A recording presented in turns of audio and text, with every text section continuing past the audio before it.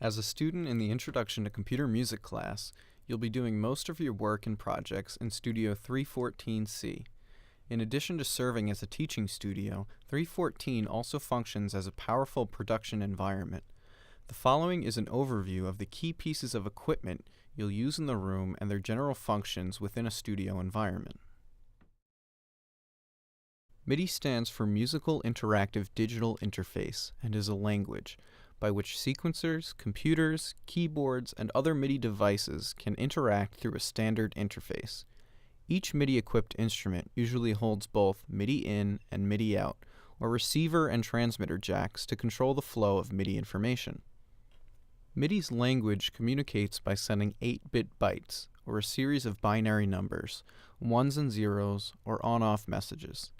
As such, MIDI deals exclusively with digital signals as opposed to analog.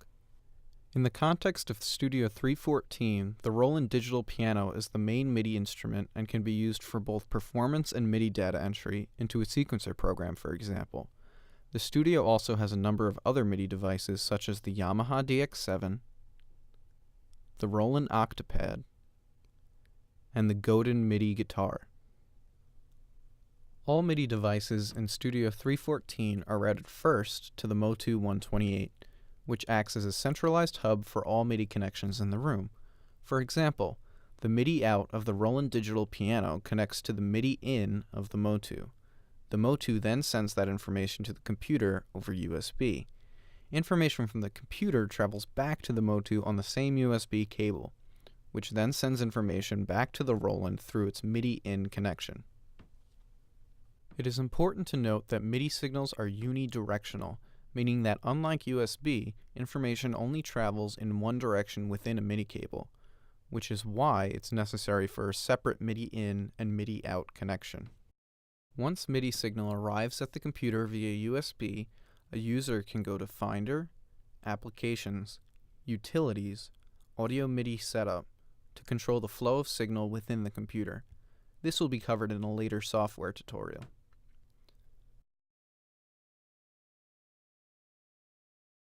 The computer also serves as a master clock, which each piece of MIDI equipment looks at for reference. This allows for the synchronization between the various pieces of MIDI equipment and software in the studio. Studio 314 is home to the Soundcraft LX7 mixer, a purely analog board, which means any signal passing through the board must be an analog signal. Each channel strip on a mixer behaves exactly the same as the others, so let's take a look at one. Starting at the top, we have control for our input gain, where you control how many decibels you want to add to the incoming signal. Next is our EQ section, where you can control the gain attenuation levels for different sections of the signal. The next set of knobs is where you can decide how much of that signal, if any, gets sent to an auxiliary bus, which can be used to create submixes and add signal processing. The yellow knob right above the faders controls the pan for that channel, which allows you to place the signal a certain degree left or right in the stereo field. Finally, the fader lets you gradually adjust the attenuation of a given signal. Farther right, the black master fader controls the overall gain attenuation for the entire mix. The pair of meters right above it are where you can monitor the levels of your mix. A more in-depth look at the mixing console will be covered in the Studio 314 mixing console tutorial. The RME Fireface 800 is Studio 314's audio interface and is the device through which all signals pass through to the mixer and computer. The interface acts as a multi-channel input-output device, which can convert all digital signals to analog and vice versa. For example, a signal coming from the computer must get converted into an analog signal in order to be passed through our analog mixer and out to the speakers. Similarly, the analog signal coming from a microphone's output must be converted into a digital signal to be recognized by the computer. Also, the interface acts as a preamplifier for microphones, which is often the first destination for a microphone's output and boosts the incoming signal. Where the Motu 128 serves as a hub for incoming and outgoing MIDI signals, The patch bay serves a similar function by allowing for connections to be made between any included piece of equipment, all from one centralized location. In terms of controlling signal flow in a studio, the patch bay is invaluable. An important aspect in any studio, and one which comes into play when working with the patch bay, is the use of balanced versus unbalanced cables. The difference between the two refers to the conductors inside the cable. Balanced cables use 2 with a protective shield, and unbalanced cables use 1. Our patch bay always uses balanced cables. However, the Moog synthesizer uses unbalanced cables. It is important to note this because balanced cables won't produce the correct signal for a piece of equipment expecting unbalanced signal, and vice versa. Balanced cables are especially useful in professional studios because they allow for longer cable runs before interference and degradation occurs in the signal they carry. They can be told apart by looking at the shape of the plug itself and the rings around them.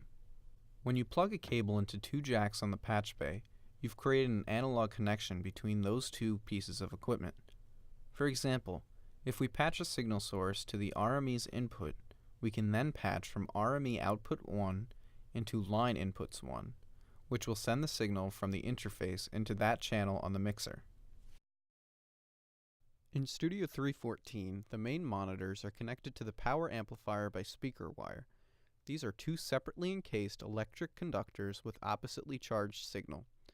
The output of the computer is sent through the digital to analog converter and turned into an analog signal. The signal is routed to the power amplifier, which boosts the new analog signal and sends it to the speakers. To reproduce the sound, speakers work inversely to microphones, in that they convert electrical signals into physical changes in sound pressure. Using microphones effectively is an important aspect of any studio work you may end up doing. The computer music department has a number of different microphones, but will focus primarily on the AKG condenser mics.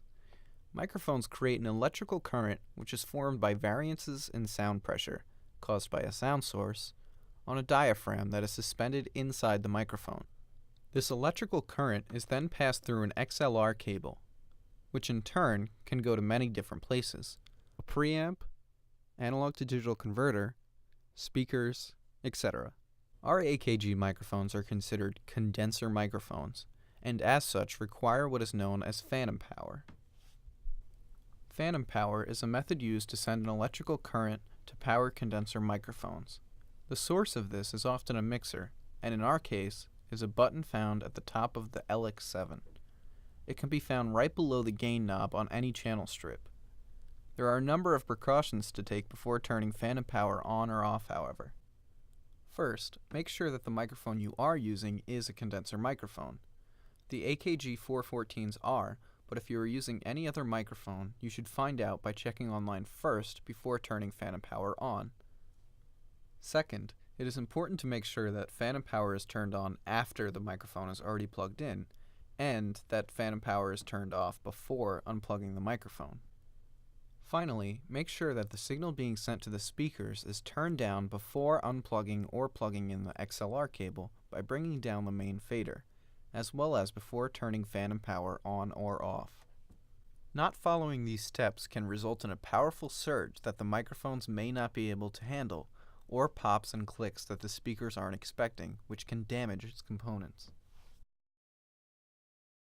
All of this information culminates in an important concept necessary to understanding any studio: signal flow. Taking the time to understand where your signal starts and ends, and its paths in between, will help you feel comfortable at any professional studio you may find yourself in, and will allow you to quickly troubleshoot any problems you may be having. For example, if you started with a microphone, your path would start with whatever sound source you were recording, which would then be sent over the XLR cable to the RME interface. This device would boost your signal and either send it out to the mixer and speakers, or convert the signal into a digital one and send that directly to the computer.